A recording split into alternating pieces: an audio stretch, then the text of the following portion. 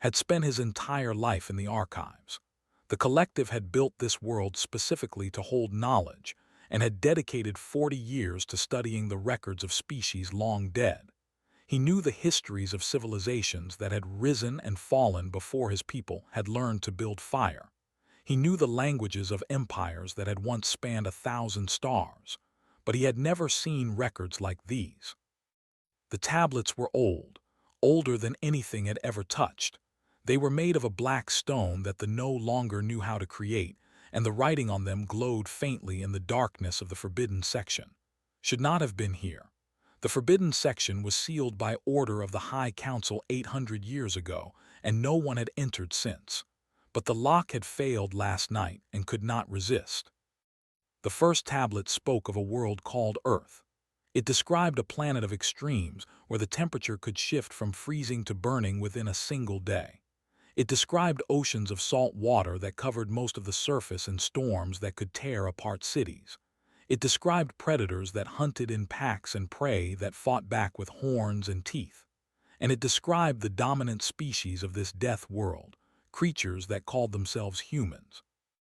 Read the descriptions and felt his scales tighten against his body. Humans were pursuit predators. They did not ambush their prey or trap it. They simply followed it until it collapsed from exhaustion. They could run for entire days without stopping. They healed from wounds that would kill any other species. They could lose limbs and continue fighting. They could break bones and keep walking. They formed social bonds so strong that they would die for creatures that were not even their own species. The second tablet described human behavior. Humans did not simply fight when threatened. They remembered threats. They studied threats. They adapted to threats. If something hurt a human once, the human would find a way to make sure it never happened again. They held grudges across generations. They built monuments to remind themselves of enemies that had been dead for centuries. And when humans decided something was their enemy, they did not stop until that enemy was completely destroyed. The third tablet was a warning. It said that they had made contact with humans once before. It said that the meeting had seemed peaceful at first. The humans had smiled and offered friendship, but they had seen what humans did to their enemies, and they had been afraid. So they had tried to strike first. They had attacked a human colony world while the humans were distracted by a war with another species. They had killed thousands of human civilians, and then the humans had come. Stopped reading. His hands were shaking. The tablet described what the humans had done in response to the attack. It described battles that lasted for years. It described human ships that kept fighting even when they were burning. It described human soldiers who crawled through the wreckage of their own vessels to reach positions. It described a species that did not know how to surrender. The war had ended only because the humans had been called away. Something else had threatened their territory, something even the humans feared. They had left space with a simple message: "We will remember," and then they had been gone for 800 years.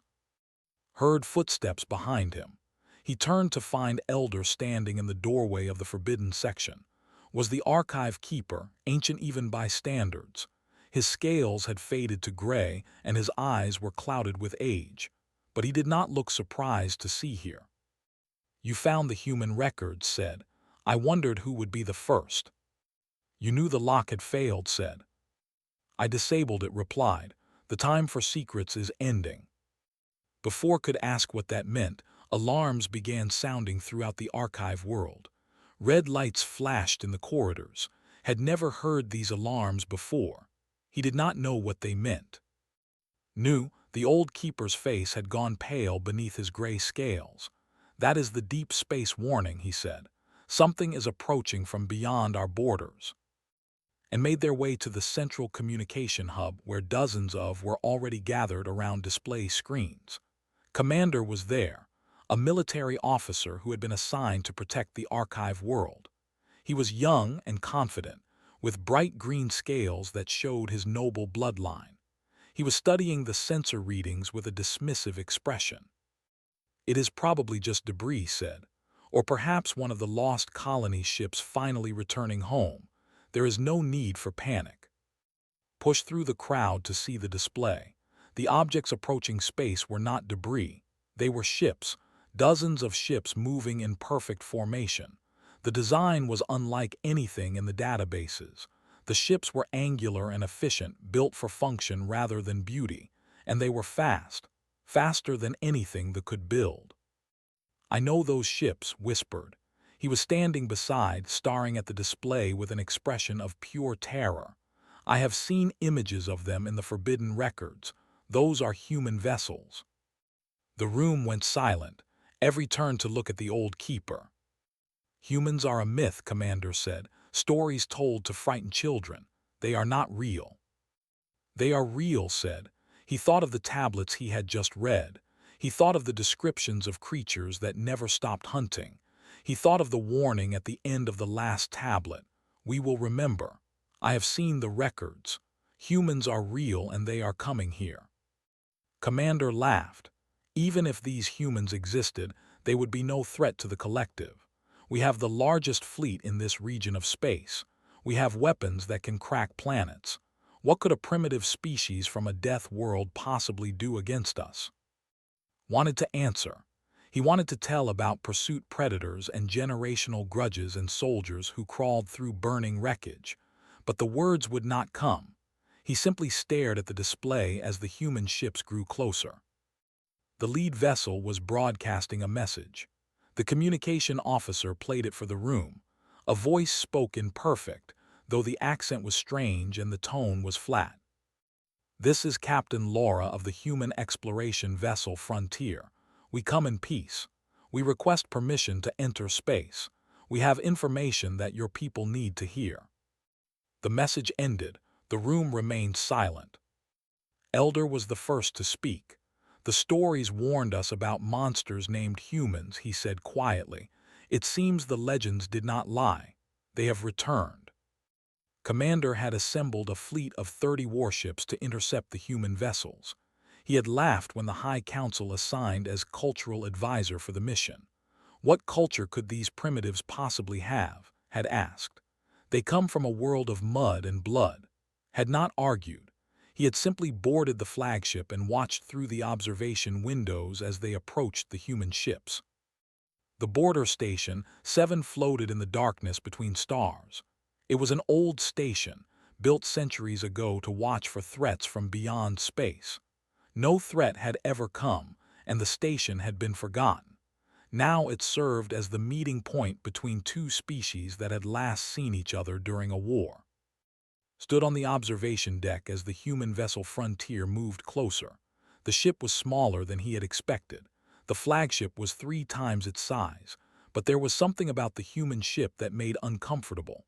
The way it moved was wrong. It did not drift like other ships. It made small, constant adjustments, like a predator circling its prey. The hull was covered with scars and patches. This ship had seen battle many times and had survived every time. The humans requested a face-to-face meeting on the station. Commander agreed, certain that showing the humans the size of his fleet would intimidate them into submission. Was not so sure. The meeting room on 7 was cold and bare. Stood behind Commander with 6 soldiers arranged in a display of strength. They waited for 10 minutes before the humans arrived. When the door opened, felt his heart stop. There were only 2 humans. A female walked in front and a male followed close behind. They were smaller than, standing only about 2/3 as tall. Their skin was soft and exposed, without scales or armor of any kind. They should have looked fragile. They did not. Captain Laura moved like nothing had ever seen. Her steps were silent and precise. Her eyes swept the room in a single glance, and knew that she had already identified every threat and calculated every escape route. She was smiling, but the smile did not reach her eyes. Her eyes were the eyes of a predator that was deciding whether to attack or wait. The male behind her was called Lieutenant Danny Cole. He was younger than the captain, with lighter hair and a relaxed posture, but noticed that Danny had positioned himself to cover the captain's blind spots. These 2 humans moved as a unit without speaking or signaling to each other. They had done this many times before. Captain spoke first. She spoke in perfect, which should have been impossible. The language had never been shared with outsiders. Thank you for meeting with us, Commander. We have traveled a long way to deliver a warning to your people. Commander puffed up his scales in a display of dominance. You speak our language. How is this possible? We learned it, Laura said simply. 800 years ago, we spent a lot of time studying your people. We remembered what we learned. The way she said remembered made shiver. He thought of the tablets in the forbidden archive. He thought of the warning, we will remember. Was not impressed. You come to our space with a fleet of ships and claim to bring warnings. This looks like an invasion to me. If we wanted to invade, Laura said, you would not have seen us coming. The room went cold. Opened his mouth to respond, but before he could speak, one of the soldiers made a mistake. The soldier was young and nervous. He had been holding his weapon too tightly, and when Laura spoke her threat, his finger slipped. The weapon discharged. The energy bolt struck Danny Cole in the shoulder. Everything happened at once. The soldiers raised their weapons, threw himself to the ground. Commander shouted orders, but Laura did not move. She simply turned her head to look at the soldier who had fired, and the soldier froze under her gaze. Danny Cole looked down at his shoulder. The wound was smoking, could see burned flesh and blood. It was the kind of wound that would have killed in minutes. Danny reached up with his other hand and pressed a piece of cloth against the injury. Then he turned back to Commander and continued standing at attention. Is he not injured? Whispered. It is just a flesh wound, Danny said. He had heard from across the room. I have had worse. Commander was staring at Danny with an expression of horror. The human should have been screaming. The human should have been dying. Instead, the human was calmly applying basic first aid and showing no signs of pain. Laura finally moved. She stepped forward until she was standing directly in front of. The commander was twice her height, but somehow she seemed larger. Your soldier shot my lieutenant. In most circumstances, that would be an act of war. But we did not come here for war. We came here to help you. Help us with what? Managed to ask. Laura gestured to Danny, who pulled a small device from his pocket. He pressed a button, and a holographic image appeared in the center of the room. The image showed ships, thousands of ships. They were black and angular, covered with sharp edges that served no obvious purpose. They moved through space like a swarm of insects, consuming everything in their path. This is the Scourge, Laura said. They are a machine intelligence that has destroyed 12 civilizations in the last 1,000 years. They are heading toward your space. They will arrive in approximately 6 months. And when they arrive, they will kill every living thing in the collective. Commander stared at the hologram. His confidence had vanished. Why should we believe you? Because we have fought them before, Laura said. 800 years ago, the Scourge attacked human space. We stopped them, but it cost us nearly everything. Half our species died in that war. We have been rebuilding ever since. And now the Scourge is back and they are coming here. Stepped forward, he had to know, why did you come to warn us? 800 years ago we attacked you. We killed your people. Why would you help us now? Laura looked at for a long moment. Then she smiled, and this time the smile seemed almost genuine. Because that is what humans do.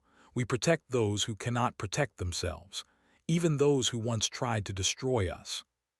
Commander ordered his fleet to surround the human ships. He did not trust these creatures with their impossible endurance and their warnings of doom, but noticed something as he watched the human vessels on the tactical display. The human ships had not moved. They had not raised shields or charged weapons. They simply waited, surrounded by 30 warships, as if they were in no danger at all.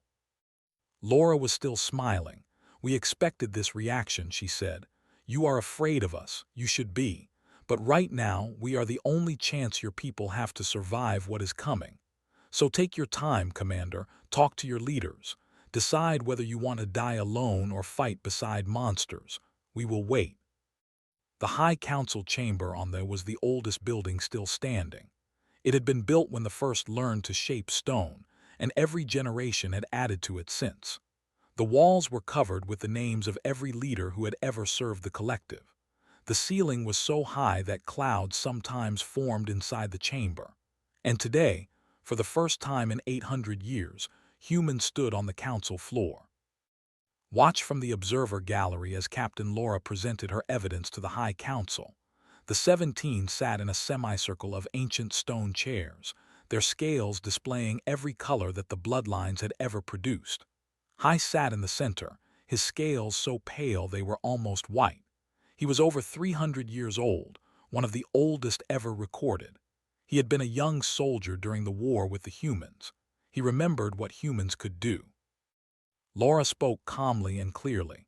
She showed recordings of the Scourge attacking other civilizations. The images were horrifying. The machine ships descended on planets like swarms of locusts.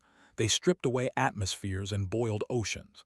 They harvested organic matter and converted it into more machines. The civilizations that resisted were crushed. The civilizations that surrendered were harvested anyway. The Scourge did not negotiate. The Scourge did not show mercy. The Scourge simply consumed. Where did these machines come from? High asked. We do not know, Laura admitted. They appeared at the edge of the galaxy approximately 2,000 years ago. They have been moving inward ever since, destroying everything in their path. Some believe they were created by a civilization that died long ago. Others believe they evolved on their own. It does not matter where they came from. What matters is that they are coming here. Commander stood near the council chairs. He had been forced to report his encounter with the humans, and the council had not been pleased with his aggressive response. Now he was trying to regain his standing. How do we know this is not a trick? Perhaps the humans created these recordings to frighten us into lowering our defenses. Laura turned to look at. Her expression did not change, but something in her eyes made the commander take a step backward. Lieutenant Cole, please show the council what the Scourge did to Colony 7. Danny Cole had recovered from his wound. The burned flesh had already begun to heal, which the doctors said was impossible. He stepped forward and activated another hologram. This recording showed a human world. Green forests and blue oceans covered the surface. Cities sparkled with lights. Ships moved through orbital stations. And then the Scourge arrived. The attack lasted 6 hours. When it was over, nothing remained. The forests were ash. The oceans were poison. The cities were rubble. 17 million humans had lived on Colony 7. None survived. The council chamber was silent, could see the horror on the faces of the. They had doubted the human warnings. They could not doubt this. High spoke slowly. You said you fought the Scourge before. You said you stopped them. How? Laura's expression shifted. For a moment she looked tired. We threw everything we had at them. Every ship, every soldier, every weapon. We developed new technologies specifically to fight machines. We learned their patterns and exploited their weaknesses, and in the end we drove them back. But the cost was beyond calculation. Entire human colonies were sacrificed to slow the Scourge advance. Fleet crews flew suicide missions into the heart of enemy formations. Half our population died in that war. It took us 800 years to recover. And now they are coming here, said. Yes, the Scourge have been moving through this region of space for decades. They will reach territory in 6 months. Your fleet is large, but your weapons are not designed to fight machines. Without help, your people will be destroyed. Had been studying the ancient records since his discovery in the Forbidden Archive. He had learned things that the council did not know. He stood from his seat in the observer gallery and spoke without permission. Hi, I have found something in the old records that the council should hear. Turned his ancient eyes toward the young scholar who opened the forbidden section. Speak. Descended to the council floor. He stood between the human captain and the leaders, feeling very small. The records say that 800 years ago, we attacked the humans because we feared them. We thought that striking first would protect us. But the records also say something else. They say that the humans had come to our space to warn us about the Scourge. They say that we attacked them while they were trying to help us. The council chamber erupted in noise. shouted questions and accusations. Commander demanded to know where had found this information, but High raised one pale hand and the chamber fell silent. "Is this true?" asked Laura. "Yes," Laura said. 800 years ago we detected the scourge moving toward this region. We came to warn your people and offer alliance. Your leaders responded by attacking one of our colony worlds. We fought back because we had no choice. And then the scourge attacked our territory and we had to leave. We always intended to return. We never forgot our promise to protect this region of space." "You made no promise to us," said. "We made a promise to ourselves," Laura replied. "Humans protect those who cannot protect themselves. It does not matter if those people want our help. It does not matter if those people fear us. We will protect them anyway." Understood now. The ancient records had called humans monsters because they were terrifying in battle, but the records had missed the truth. Humans were monsters because they would not stop. They would not stop fighting. They would not stop protecting. They would not stop caring about species that had tried to destroy them. High was quiet for a long moment. Then he spoke. "You are asking us to trust the creatures from our darkest legends. You are asking us to fight beside monsters." "Yes," Laura said. "I am asking you to choose survival over pride. The scourge does not care about your legends or your fears. They will kill you all the same. But if you stand with us, you have a chance. Humans have beaten the scourge before. We can beat them again. Together." Looked at the other. He looked at Commander. He looked at. And then he looked at Laura, the small soft creature from a death world who had crossed 800 years of time and hatred to deliver a warning to her ancient enemies. "The collective will consider your offer," said. "But I must ask one question. Why should we believe that you will not abandon us when the battle becomes difficult?" Laura smiled.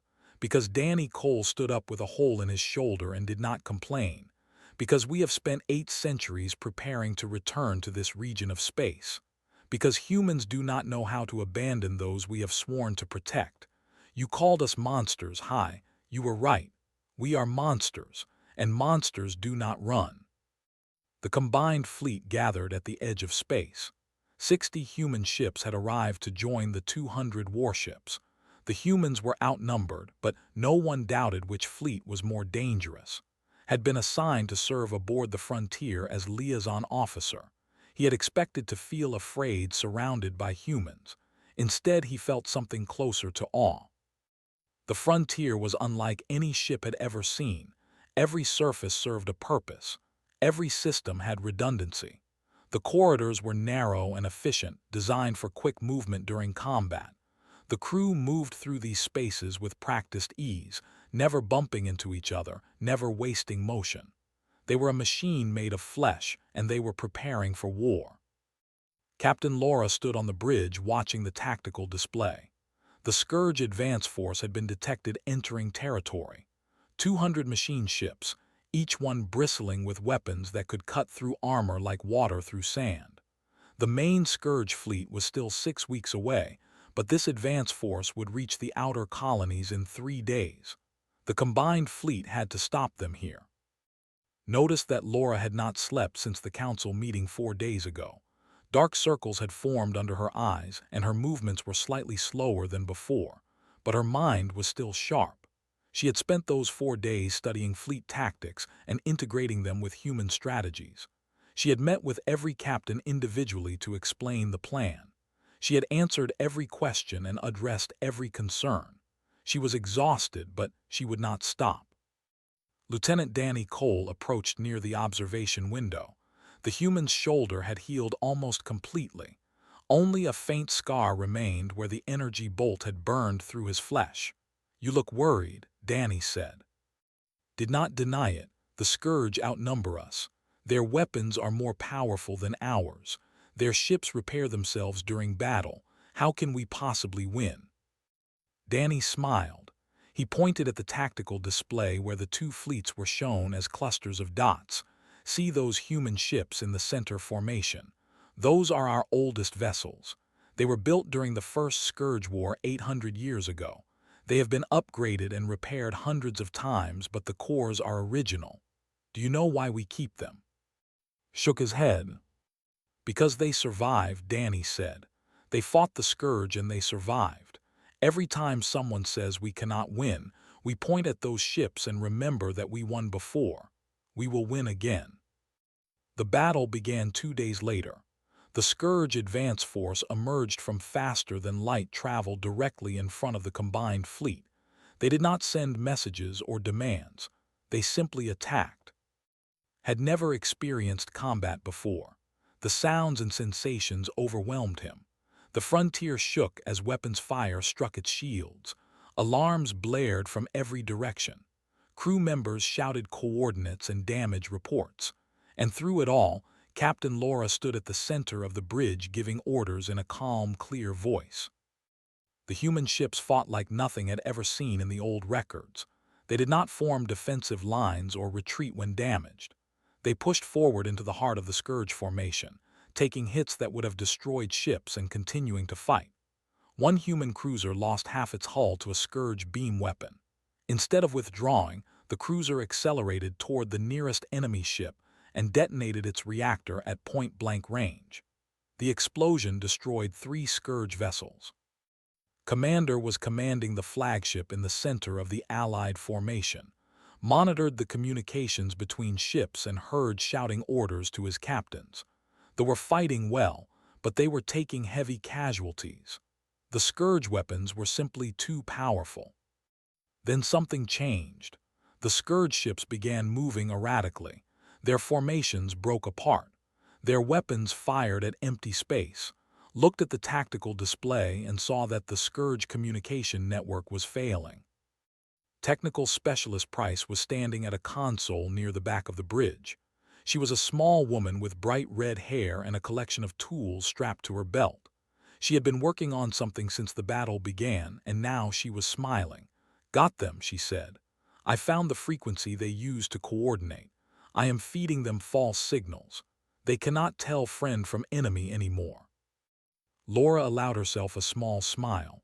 "All ships, this is Frontier. The enemy is confused. Press the attack. Do not let them recover." The combined fleet surged forward. Human and ships fought side by side, pouring fire into the disorganized Scourge formation. Machine ships exploded one after another. The tide of battle had turned. But the Scourge were not finished. One of their larger vessels broke through the Allied lines and headed straight for the flagship. Commander ordered evasive maneuvers, but his ship was too slow. The Scourge vessel opened fire. The flagship took multiple direct hits, watched on the tactical display as the ship's shields failed and its hull began to break apart. Commander sent a final message. He was wounded. His bridge was destroyed. His ship was dying. Laura did not hesitate. She ordered the Frontier to intercept. The human ship accelerated toward the Scourge vessel, taking hit after hit as it closed the distance. When they were close enough, Laura ordered the boarding teams to launch. Followed the reports as human soldiers in armored suits crossed the void between ships and cut their way into the Scourge vessel. They fought through corridors filled with machine defenders. They planted explosives in critical systems. And when the Scourge ship finally exploded, the human soldiers used their suit thrusters to return to the Frontier. "Captain, the flagship is without power," a crew member reported. "Commander is requesting emergency evacuation." Laura was already moving toward the shuttle bay. Followed. He watched as Laura personally piloted a shuttle through the debris field to reach the dying ship. He watched as she carried Commander out of the wreckage with her own hands, ignoring the flames and the radiation and the collapsing structure around her. When they returned to the Frontier, was unconscious but alive. The doctors said he would recover, but could not stop thinking about what he had seen. Laura had risked her life to save a man who had threatened her and doubted her and tried to arrest her. "Why did you do that?" asked when the battle was over. He had found Laura in the medical bay, sitting beside the bed where lay. She looked even more exhausted than before. "Commander did not trust you. He wanted to destroy your ships. Why would you risk everything to save him? Laura looked at with tired eyes. Because he is one of ours now. He fought beside us. He bled beside us. That makes him family, and humans do not abandon family. Thought about the ancient records he had read. They had described humans as monsters. They had described humans as pursuit predators who never stopped hunting. They had warned that humans were dangerous beyond measure, but the records had missed the most important thing. Humans were not monsters because they destroyed. Humans were monsters because nothing in the universe could stop them from protecting the people they loved. The main Scourge fleet arrived 6 weeks later. 2,000 machine ships emerged from faster-than-light travel at the edge of space. They stretched across the void like a dark cloud, blotting out the stars behind them. Sensor readings showed weapon systems that could crack planets and defensive screens that could absorb anything the combined fleet could throw at them. Commander, recovered from his wounds and standing on the bridge of a new flagship, looked at the tactical display and said what everyone was thinking. "We are going to die." Captain Laura stood beside him. She had not left space since the first battle. She had spent the past weeks training crews in human combat tactics and helping Price develop new countermeasures against Scourge technology. She had slept perhaps 4 hours a night and eaten only when someone reminded her. Now she looked at the approaching enemy fleet and smiled. "Maybe," she said, "but we are going to make them remember us." The Allied fleet had grown since the first battle. Word had spread through the collective about the humans who had come to help them. Volunteers had arrived from every colony world. Ships that had been sitting in storage for decades had been pulled out and repaired. The combined fleet now numbered over 300 vessels, 100 of them human. They were still outnumbered nearly 7-1, but they were not going to run. Hai had come aboard the Frontier to witness the battle. He was too old to fight, but he said he wanted to see what humans were truly capable of. Stood beside the Ancient as Laura outlined her plan. "The Scourge always attack in waves," Laura explained. "They send their smaller ships first to test our defenses. Then they bring in the heavy units to break through our lines. We cannot win a straight fight against their numbers, so we are not going to fight straight." She pointed to a region of space on the tactical display. "This is the nebula. The gases inside interfere with Scourge sensors and communication systems. We are going to draw them in there." Commander leaned forward. "You want us to retreat into the nebula and fight blind?" "Not blind," Laura said. "Has developed a system that lets our ships communicate through the interference. The Scourge will not have that advantage. Inside the nebula, their numbers will not matter. They will have to fight us ship to ship in the darkness." The plan was insane. The plan was desperate. The plan was exactly the kind of thing that only humans would attempt. Hai spoke slowly. "You are asking my people to follow you into a trap that could kill us all." Laura nodded. "Yes, but it is a trap for the Scourge, not for us. And if we do not stop them here, they will destroy every world in this region of space. Your people will die either way. At least this way they die fighting." Was silent for a long moment. Then he turned to Commander. "Give the order. The fleet will follow the humans into the nebula." The battle that followed became legend. The combined fleet engaged the Scourge advance ships and fought a retreating action toward the nebula. Human vessels took the heaviest fire, positioning themselves between the Scourge and the ships. Dozens of human crews died in those first hours, buying time for the main fleet to reach the nebula. Once inside the gas clouds, everything changed. The Scourge lost their coordination. Their ships collided with each other in the darkness. Their weapons fired at shadows and sensor ghosts, and the Allied fleet moved through the chaos like predators hunting prey. Watched the battle from the Frontier's bridge. He saw human ships emerge from the gas clouds, strike at Scourge vessels, and disappear before the machines could respond. He saw crews adapting to the human tactics, becoming hunters themselves. He saw something he had never expected to see. He saw the Scourge dying. But the machines learned. They began grouping together, using their numbers to create safe zones within the nebula. Their heaviest ships formed a core formation that pushed toward the Allied fleet's position. Laura watched the enemy advance and knew that the next phase of her plan had to begin. All human ships, this is Frontier. Execute Final Protocol. Did not know what Final Protocol meant. He watched on the tactical display as the human ships changed formation. They were spreading out, positioning themselves between the Scourge core formation and the fleet. They were forming a wall. "What are they doing?" Commander asked. Laura did not answer directly. She activated a communication channel that broadcast to every ship in the Allied fleet. "What I am about to tell you does not leave this fleet. The human ships have been modified since the first Scourge War. We carry weapons that can destroy the Scourge core ships, but those weapons require close-range detonation. Very close range." "Understood." His face went pale. "You are going to ram them." "Some of us," Laura said. "Volunteers only. We always knew this might be necessary. Our ships are positioned to take out the enemy command vessels. When they fall, the rest of the Scourge fleet will lose coordination. Your ships can finish them." Hai stepped forward. "You would sacrifice yourselves for people who called you monsters." Laura smiled. She looked tired and sad and proud all at once. The stories warned of monsters named humans.